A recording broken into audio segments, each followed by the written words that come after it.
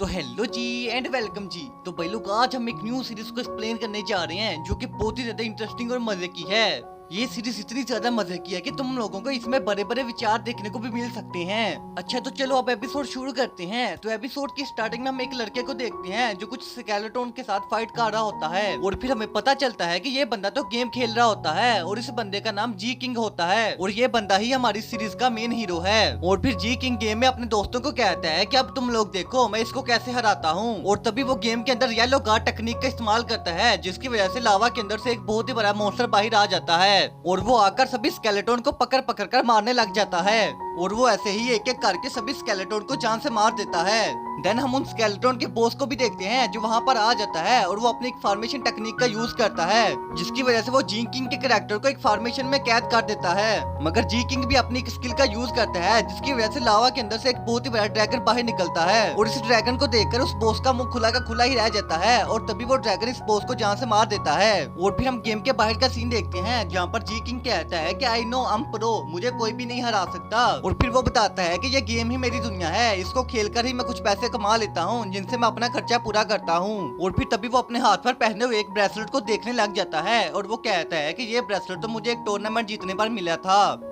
ये एक तरह का बोन ब्रेसलेट है और काफी भारी भी है मगर मुझे ये पसंद है। देन तभी जी किंग के फोन पर एक कॉल आती है तो जब वो उस फोन कॉल को रिसीव करता है तो वहाँ पर उसी कंपनी का ओनर होता है जिस कंपनी से जी किंग को ये ब्रेसलेट मिला था। और वो ओनर कहता है कि आपके पास एक कुरियर आना था जिसके अंदर एक बोन ब्रेसलेट था, क्या आपको वो रिसीव हो गया है? तो जी किंग कहता है कि हाँ मुझे वो कुरियर रिसीव हो गया है और मैंने उसे अभी अपने हाथ पर पहना हुआ है। तो फिर वो ओनर कहता है कि देन आपका सफर अच्छा हो और तभी वो फोन काट देता है। तो ये सुनकर जी किंग भी हैरान हो जाता है। देन हम उसके ब्रेसलेट को देखते हैं जो चमकने लगता है और तभी जी किंग वहाँ से गायब हो जाता है।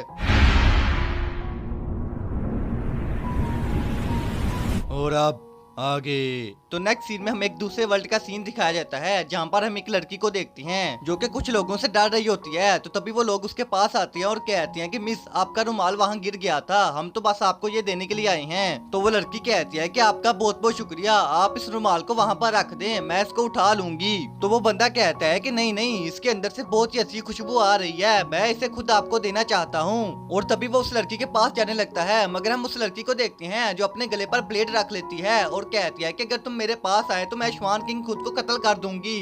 तो वो बंदा कहता है कि अच्छा तो तुम्हारा नाम श्वान किंग है, कितना ज्यादा ब्यूटीफुल नेम है। तो फिर वो लड़की कहती है कि हाँ मेरा नाम श्वान किंग है और मैं एक अनाथ हूँ, अगर तुमने मेरे साथ जबरदस्ती करने की कोशिश की तो मैं खुद को जान से मार दूंगी।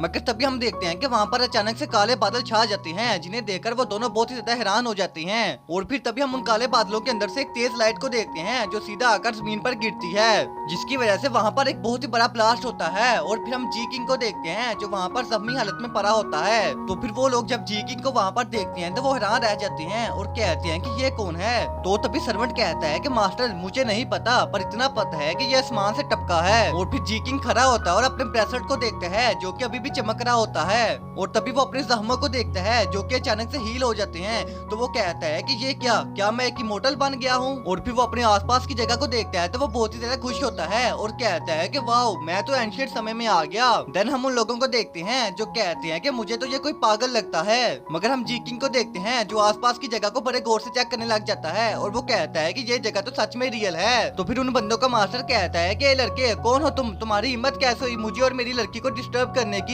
तो जी किंग कहता है कि मेरा नाम जी किंग है, मुझको ना पहचाने तू, तेरे घर एक बार नहीं आता, मैं हूँ शिकारी मुंडियो, खाली मेरा वार नहीं जाता। तो फिर श्वान किंग जब ये नाम सुनती है तो वो कहती है कि इसके नाम के शुरू में तो जी लग रहा है। तो फिर वो सर्वेंट कहता है कि मास्टर हमें इससे पंगा नहीं लेना चाहिए, पता नहीं ये कौन से वर्ल्ड से आया है। तो फिर जी किंग जब आसपास की सिचुएशन को देखता है तो वो कहता है कि यहाँ पर क्या हो रहा था। तो श्वान किंग कहते हैं कि ये लोग मुझे तंग कर रहे हैं, प्लीज मेरी मदद करें। तो फिर जी किंग फौरन से उस लड़की के पास जाता है और जाकर उसे बड़े गौर से देखने लग जाता है और कहता है कि इसकी स्किन तो बिल्कुल रियल लग रही है। और फिर वो उसे टच भी करता है और कहता है कि वाह तुम तो सच में एक रियल लड़की हो। और तभी वो उसके हाथ से वेपन लेकर फेंक देता है और कहता है कि इतनी क्यूट सी लड़कियों को वेपन नहीं उठाने चाहिए।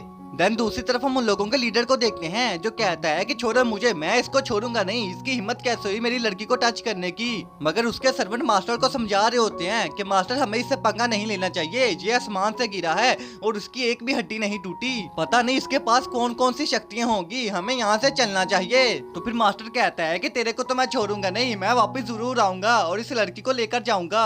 तो जी किंग कहता है कि बड़े अजीब से बंदे थे और फिर वो आसपास की जगह को दोबारा से देखने लग जाता है और कहता है कि मुझे यकीन नहीं आ रहा कि ये सब कुछ रियल है। और फिर हमें रात का सीन दिखाया जाता है जहाँ पर जी किंग अभी भी अपने ब्रेसलेट को देख रहा होता है और वो कहता है कि शायद इस ब्रेसलेट की वजह से मैं यहाँ पर टेलीपोर्ट हो गया हूँ। मगर जब मैंने ये ब्रेसलेट पहना था तो यहाँ पर काफी ज्यादा बोन लटकी हुई थी, मगर यहाँ पर अभी सिर्फ एक ही बोन नजर आ रही है। और फिर वो कहता है कि अभी तो मैं पुराने समय में आ गया हूँ, तो क्यों ना मैं यहाँ पर रूल करूँ और यहाँ का गॉड बन जाऊँ, जिससे फिर अगले समय में सब लोग मेरी जय जयकार करेंगे। देन तभी हम स्वान किंग को देखते हैं जो वहाँ पर आ जाती है और वो कहती है कि सर जो कपड़े मैंने आपको दिए क्या वो आपको फिट आ गए। तो जी किंग कहता है कि एक तो मैं भी ना जज्बात में कुछ ज्यादा ही बह जाता हूँ। और फिर वो कहता है कि जी जी आपके दिए हुए कपड़े मुझे पूरे आ गए हैं। तो फिर स्वान किंग कहती है कि मास्टर जी आपका बहुत बहुत शुक्रिया कि आपने मेरी जान बचाई। तो जी किंग कहता है कि ये तुम मुझे मास्टर जी क्यों बुला रही हो, तुम खाली मुझे जी किंग भी बुला सकती हो। तो स्वान किंग कहती है कि ठीक है और तभी वो रोने लग जाती है।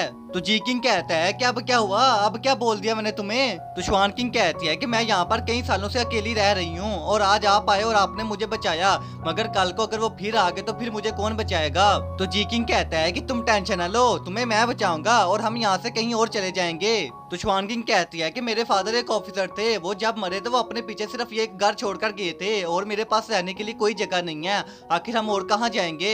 और फिर वो कहते हैं कि आप मेरे लिए इतना कुछ कर रही हैं, मैं आपको पैसे तो नहीं दे सकती मगर मैं कुछ और कर सकती हूँ। और तभी वो अपने कपड़े उतारने लग जाती है और कहती है कि आपने मेरी जान बचाई है, आज से मेरी जिंदगी पर आपका हक है। तो भाई लोग इसी ट्विस्ट के साथ आज का हमारा ये एपिसोड यहीं पर खत्म होता है और इसका नेक्स्ट एपिसोड भी मैं आज ही अपलोड कर दूंगा। तुम लोग मुझे कमेंट में जरूर बताना कि तुम लोगों को ये सीरीज कैसी लगी। और अगर तुम लोग इसके अगले पार्ट भी जल्दी जल्दी देखना चाहते हो तो उसके लिए तुम लोगों को मेरे चैनल को लाजमी से सब्सक्राइब करना होगा। मुझे पता है कि यार तुम लोग सब्सक्राइब कर दोगे, तुम लोग हो ही इतने अच्छे और मैं इसका नेक्स्ट एपिसोड भी आज ही अपलोड कर दूंगा। Desvíes la mirada, quédate cerca de mí.